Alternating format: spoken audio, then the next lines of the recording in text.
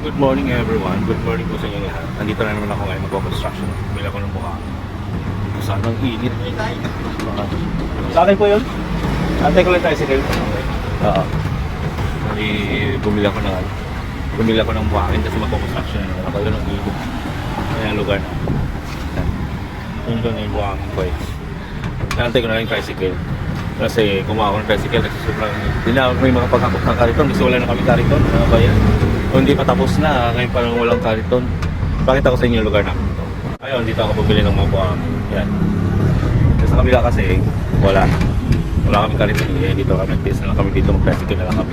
Pagdating sa kanto, hakautin pa namin. Yan, ganun kahirap yung ano namin dito. Ganun kahirap ang pag nagpagawa ka ng bahay dito. Sa lugar kasi namin, syempre, squatter lang nakatira. Ang liit ng daanan. Hindi makadaan yung hindi makadaan yung tricycle.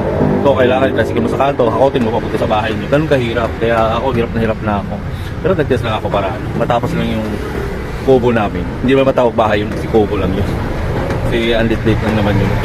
Maliit lang na Ang importante sa akin, na hindi kami mabasa at hindi kami pasukin na magnanakaw. Yun lang inaano ko kasi nga sa lugar kasi namin kailangan matibay yung bahay mo. Kasi kung hindi matibay, pinapasok ng mga magnanakaw. Kaya ang mangyayari, kailangan talaga tibayin yung bahay mo kahit yung bahay mo maliit lang. Importante ibato mo. Kasi pag hindi bato, dami magnanakaw. Dati kasi wala ng mga adik sa amin ngayon ang dami ng mga adik. Alam naman natin pag may mga adik pag wala siguro silang maglakaw na lang. Pagbahay nga namin, nilakaw yung 42 inches na TV. Tapos yung isa, sa bubong. Kaya sa amin talaga kailangan namin tibayan. Maliit lang yung kubo namin. Oo. Kasi alam mo naman pag alito sa Maynila, hindi magkadagan makabili ng lupa sa mga subdivision. So, dito lang kami nakatira sa squatter. Pero okay lang, proud naman ako. Proud naman ako sa squatter ko nakatira. Ayun yung reality sa buhay. Hindi kailangan tanggapin. Kailangan tanggapin na talaga ganun talaga dito sa Maynila. Siyempre, kailangan ko rin mabuhay, kailangan ko magtrabaho. Kaya, una-una sa lahat, siyempre, punta ka sa Maynila magtrabaho para naman sa pamilya mo. Ewan ko lang sa iba, basta kasi ako pa kailangan ko magtrabaho para sa pamilya mo. Kasi yung pamilya ko sa probinsya, hindi naman sa ako lang din ang minsan inaasahan. Kasi pag wala sila yung mga pagkain, bigas, gano'n, ito sa akin yung naghihingi. So kailangan lagi ako may trabaho. Kaya ako dito nasortihan lang din ako, nakabili ako ng lupa dito sa squatter nga. Yung rights lang. Pero ang importante kung kunin nila, ilang years ka makatira doon, papasalamat ka na rin kasi nga, bawas mo rin sa upa yun.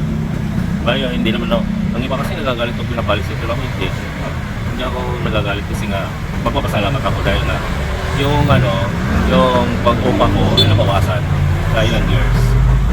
Ayun lang kasi nga may patay na daan, may patay na daan. Speaking pala patay, kasama ko galing ako sa patay kagabi kasi yung kasama ko sa trabaho namatay oo, namatay. Nabangga siya sa motor.